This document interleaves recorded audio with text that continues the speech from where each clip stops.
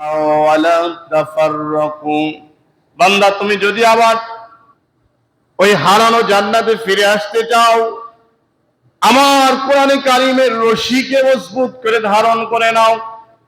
একমাত্র শুধুমাত্র কোরআন ব্যতীত বান্দা, তোমাকে আমি আল্লাহর জান্নাতে দেওয়ার মতো পৃথিবীর কোন আমল নাই, কোন আমল নাই। যত আমল, যত কাজ আমি আপনি করি, কোরআনের বাহিরে এমন কোন কাজ পৃথিবীতে আল্লাহ দেন নাই। যেমন দেখুন, আমরা মনে করি সবচেয়ে খারাপ কাজ হলো স্বামী স্ত্রী সহবাস করা। কোরআনে কারিম খুলে দেখুন কোন পদ্ধতিতে আপনি অবলম্বন করবেন, স্বামী স্ত্রী কিভাবে আপনারা বিস্তায় যাবেন, কিভাবে একজন আর একজনের সঙ্গে কথা বলবেন। আল্লাহ রাব্বুল আলামিন শুধুমাত্র কোরআনে কারিমের মধ্যে দেন না, বিশ্ব নবীর মাধ্যমে সেটাকে বাস্তবায়ন দেখিয়েছেন। নবীজিকে যখন প্রশ্ন করতেন সাহাবীরা,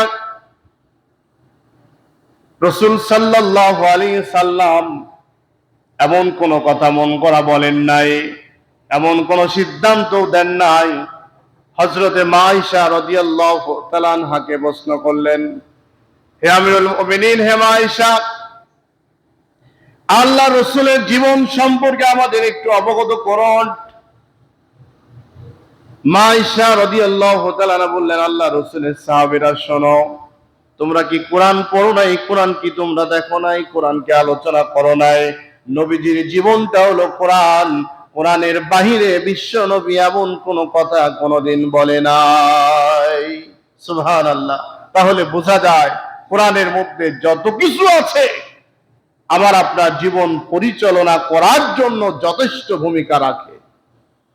কিন্তু আমরা কোরআন না বোঝার কারণে আমরা রাস্তায় যখন চলি, আল্লাহ রাব্বুল আলামিনের হাবিব বললেন, রাস্তায় যখন তোমরা চলবা তখন তোমরা ডান দিক দিয়ে হাঁটা শুরু করো।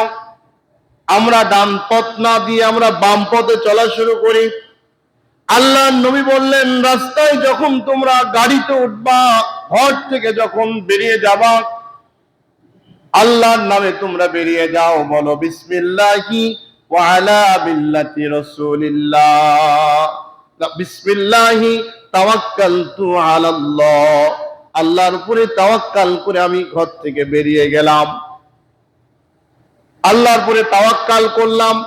এখন বলুন তো দেখি, আমরা ঘর থেকে বের হওয়ার সময় অধিকাংশ মানুষ দোয়াই জানি না, সত্য কিনা বলেন?